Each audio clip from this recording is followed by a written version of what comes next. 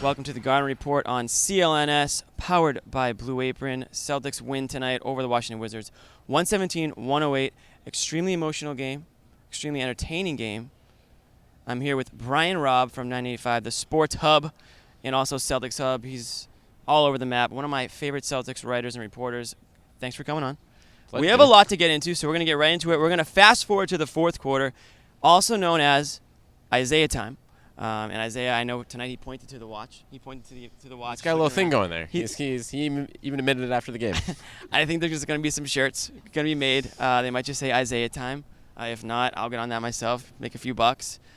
With his good friend Floyd Mayweather in the building, Isaiah Thomas went off tonight in the fourth quarter, 20 points. I don't want to say this is the norm, but this is unfortunately, or fortunately in this case, the norm. It kind of is at this point, because you look at any other player on this team putting up 20 points in the fourth quarter, that would be the story of the night. That would be all the questions and all the press conferences. Tonight, once again, it was probably like the fourth or fifth question for Brad Stevens in his press conference. And the reactions are like, that's what he does. Like, yeah, it's kind of like ho-hum, whatever. Like, Celtics fans have to realize they're kind of watching something pretty special here, and Isaiah Thomas is making the case for being, flat out one of the best cards in the Eastern Conference right now. He might be the starter at the All-Star game. He's playing that way. He's going to get a lot of, he might not get the fan vote, which will hurt, but he's probably going to get a lot of from the players. Let me rephrase. He might deserve to be the starter in this game, the way he's playing right now. He's in the mix. It's to the point where he could have a bad first half, and you would say that he had a pretty rough first half, some sloppy turnovers. Yeah. I think he only had 10, 11 points, something like that in the first half. But you're just saying, well, wait until the second half, wait until the fourth quarter. That's when he comes alive. And sure enough, tonight was another case. And in doing so, at the same time, the Celtics backcourt was able to shut down John Wall, who, oh, by the way, won Player of the Month of December over Isaiah Thomas, and that surely was not lost on him. No question. Wall went, 4 of 21 on the night.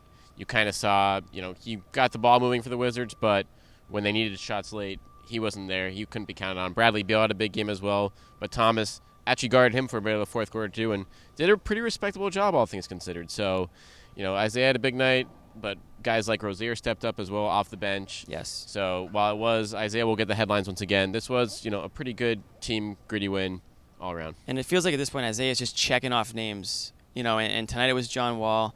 He even called out Bleacher Report tonight for ranking him. What they rank him? I think it was 11th overall on the point guard rankings, which, come on, Bleacher Report, let's clean that up. But you know what, though? Keep those things keep him going. Yep. So the more fuel to his fire, he's looking at everything, and I think his teammates like Rozier, like Crowder, those guys, they feed off that energy in that fourth. I know Brad Stevens made a point to say that Rozier was a huge part of this game, but guys like Rozier, Smart, those guys that are coming off the bench, or in Smart's case now playing in the starting lineup for Bradley, I think they're all feeding off each other, and it's that energy, that tenacity is showing on both ends of the court. It's showing the defensive end, and I think that might be getting under the opponent's skin. And we're going to talk about that in part two, because there was a little extracurricular activity after the game. I'm not sure if you guys were able to see it at home, but we had a nice little view of it here. We're going to talk about that in part two, so stick around on CLNS Radio.